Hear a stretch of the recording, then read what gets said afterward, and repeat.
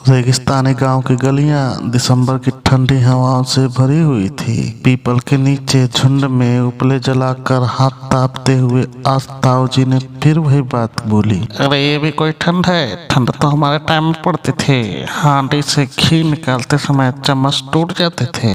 गांव की इकलौती परचून की दुकान में छोटे से ब्लैक एंड व्हाइट के टीवी पर फिल्म बॉर्डर का गाना बज रहा था। टीवी के सामने बंदर टोपी लगाए बैठा सुदेश साथ साथ गुनगुना रहा था। संदेश से आते हैं हमें तड़पाते हैं। सुदेश ने अचानक टीवी बंद किया और काउंटर की दूसरी ओर बैठे अपने दोस्तों से बोला, अब मुझे कुछ नहीं समझ में आ रहा, क्या करूं? 4 महीने हो गए ब्याह को, अभी तक ठीक से बात नहीं की उसने मारे से। सबर टाइम लगता है, हंसराज बोला। शर्माती होंगी भाभी साहब, दूसरे दोस्त दुल्ली ने कहा। अरे इतना भी क्या शर्माना, देखती तक नहीं हमारी तरफ। कहीं ऐसा तो नहीं मैं उसको पसंद ही ना हूँ, सुदेश ने कहा तो उसके दोनों दोस्तों ने एक दूसरे की तरफ देखा। सुदेश मारे को लगता है कि, हंसराज बोला, मतलब जितना तू बता रहा है उससे तो लगता है थारी बिंदड़ी थारे को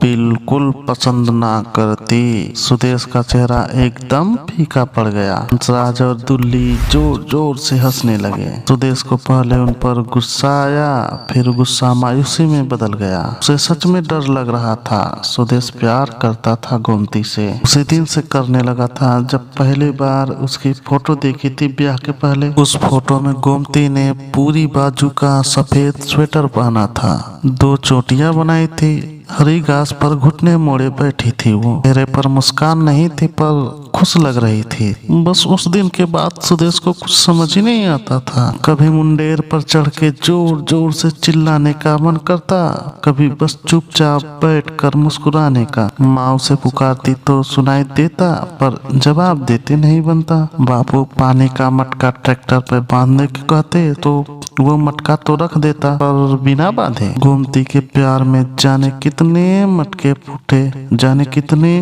मार खाई बापू से। रोज शाम को गल्ले की नोट गिनते हुए गिनती भूल जाता, फिर शुरू से शुरू करता, फिर भूल जाता। लेकिन प्यार में सब सुंदर लगता था, सब मीठा मीठा। जोधपुरी मिर्च वाली की चटनी भी चाशनी जैसी। फिर शादी का दिन आया और फिर वो दिन जब उसने पहली बार पूरे मोहल्ले के साथ अपनी शादी का कैसेट देखा। उसमें उन दोनों की गोल गोल घूमती हुई तस्वीरों के साथ आए हो मेरी जिंदगी में तुम बहार बनके बजा तो सुदेश को लगा जैसे पूरा रेगिस्तान फूलों से भर गया है। हवा चलती है तो रेत नहीं, खुशबू उड़ते हैं हर तरफ। बाजरे की गर्म रोटी पे घी लगती जैसे या खेत में गुड़ उबल रहा हो। उसकी सफेद कमीज नील से महकती हो या फिर पहली बारिश आई हो या शायद सुंदर महक उसके घर में उतर आई हो। लेकिन अगर गोमती उसको पसंद नहीं करती तो उसका प्यार है तो एक तरफा रह जाएगा। प्यार में बड़ा अजीब हो जाता है मन, कभी इतना बहादुर कि दुनिया से लड़ने को तैयार और कभी इतना कच्चा कि एक मुस्कुराहट का जवाब ना मिले तो बेचैन हो जाए। वो कुछ और सोच पाता इससे पहले दुकान के घर की तरफ खुलने वाले दरवाजे से आवाज आई, थारी चाय। ये तो गोमती की आवाज थी। सुदेश को चाय देने हमेशा माँ आती थी, आज पहली बार गोमती आई थी। सुदेश ने झट से दरवाजा खोल दिया। घूंघट के नीचे से उसका आधा चेहरा दिख रहा था और लाल ओढ़नी में चमकती हुई 2 आंखें। सुदेश देखता रहा उसे। चाय, उसने फिर से कहा। सुदेश ने हथेली आगे बढ़ा दी। गोमती ने चाय की गरम बाटली उसके हथेली पर रखी और वापस चली गई। सुदेश अपनी जगह खड़ा उसे जाते हुए देखता रहा। संदेश से आते हैं हमें तड़पाते हैं, जो चाय आती है जी कब तड़पाती है। पीछे दुकान में बैठे दुल्ली और हंसराज की बेसुरी आवाज सुनी तो सुदेश को होश आया। उसने जल्दी से पलटकर चाय की कटोरी काउंटर पे रखी। हथेली पर लाल निशान पड़ गया था लेकिन इतना गहरा नहीं जितना दिल पर पड़ा था। सही कहता है तू, नापसंद जैसी बात नहीं, बस शर्माती है, सुदेश बोला। पर क्या करूं मैं? बात करने की कोशिश कर। ताऊ ताई आसपास ना हो तो टाइम बिता साथ में। सही कह रहा है तू। सुदेश ने चाय का घूंट भरा और सोचने लगा। दिन भर सोचता रहा। शाम को दुकान बंद करने के बाद जब भीतर आया तो गोमती चूल्हे पर रोटियां सेक रही थी।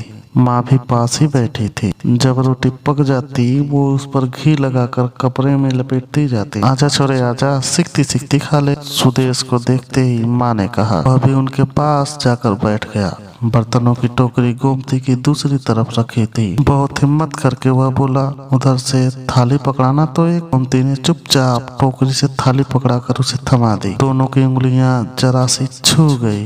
गोमती ने तुरंत अपना हाथ खींच लिया। महीनों से ऐसा ही था उनका रिश्ता, शर्म का, झिझक का। सुदेश इसी रिश्ते में अब प्यार भर देना चाहता था, इतना सारा प्यार कि संकोच की कोई जगह ही ना बचे। ला इधर कर, साग डाल दूं, माँ ने कहा तो सुदेश ने उनको थाली पकड़ा दी। पूरा पेट भरने के बाद भी आज उसने एक रोटी और मांगी, माँ से नहीं गोमती से। जब माँ उठकर बापू को खाना देने गई, उसने गोमती से कहा, स्वाद बना है साग। गोमती ने कोई जवाब नहीं दिया। वो कुछ और बात शुरू करता कि तभी माँ आ गई। पर इस दिन के बाद उसकी कोशिशें रुकी नहीं। वो जितना हो सका बना रहता था उसके आसपास। अगले दिन शुक्रवार था। सुदेश दुकान का सामान लेने शहर जा रहा था। वो सुबह के बस से शहर जाता और शाम की आखिरी बस से वापस लौट आता था। बापू अक्सर पूछते थे, सौदा लेने में इतना टाइम कैसे लग जाता था। वो हमेशा कोई न कोई बहाना बना देता। सच बात तो ये थी कि वो और उसके दोस्त श्री राम थिएटर में फिल्म देखने जाते थे। बस आज तक कभी पकड़े नहीं गए थे। पकड़े जाते तो डांट जो पड़ती सो पड़ती, शहर जाना भी बंद करवा देती माँ।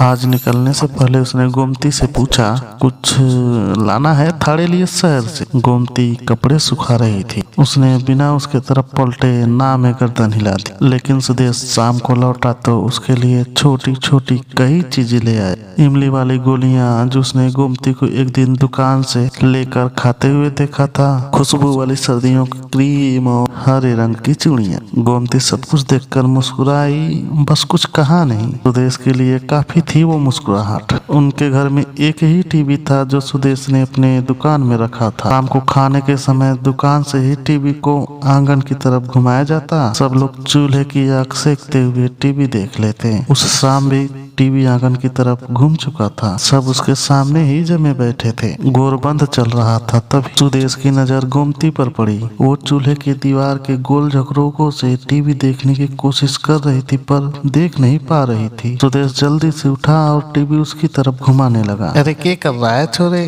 बाबा चिल्लाए।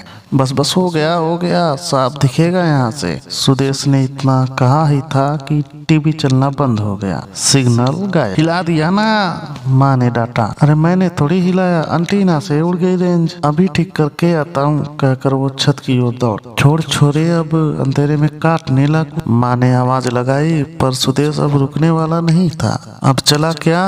अब करीब आधे घंटे की मशक्कत के बाद टीवी आखिरकार चल ही गया। लेकिन अब तो गोरबंद खत्म हो चुका था। समाचार चल रहे थे। माँ बापू गौर से सुन रहे थे।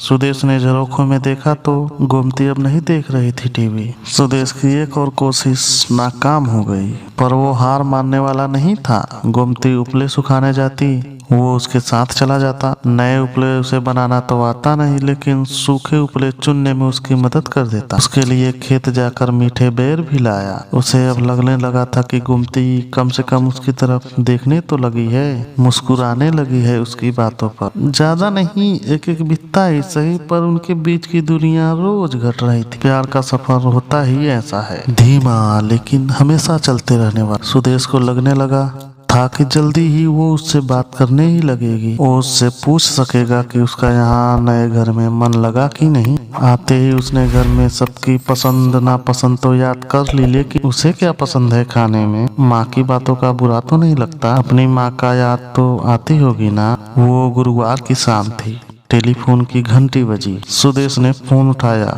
गोमती की माँ का फोन था। जमाई जी राम राम, गुड्डी से बात करनी थी। दूसरी तरफ से आवाज आई। तब तक गोमती खुद ही टेलीफोन के पास आ गई थी। उसने गोमती को फोन पकड़ाया और कमरे से बाहर निकल आया। फिर उसे थोड़ी शरारत सूझी। जैसे ही गोमती बात करके बाहर निकली, वह बोला, हो गई बात गुड्डी? उसे लगा था यह सुनकर गोमती हंस देगी, पर वह गुस्से में बोली, मारे को गुड्डी बस मेरे माँ बापू बुला सकते हैं और कोई नहीं। इतना कहकर वो चली गई। सुदेश अपनी जगह खड़ा रहा। क्या उसे उसके घर के नाम से बुलाने जितना हक भी नहीं कमा पाया था वो, या शायद उसी ने बेवकूफी की थी, उसे अपने आप से खींच हो रही थी। अगले दिन शुक्रवार था। सुदेश सौदा लेने शहर गया था। फिर वहाँ दोस्तों के साथ फिल्म देखने चला गया। फिर भटकते भटकते इतनी देर हो गई थी कि गांव वाली बस छूट गई। पीछे घर में सब परेशान हो रहे थे। माँ ने बापू को 3 बार बस अड्डे देखने भेज दिया था। सुदेश देर रात को ठंड से ठिठुरता हुआ गांव के किसी ट्रैक्टर के साथ घर लौटा। माँ ने रात को कुछ नहीं कहा, पर सुबह उठते ही सवाल करना शुरू कर दिया।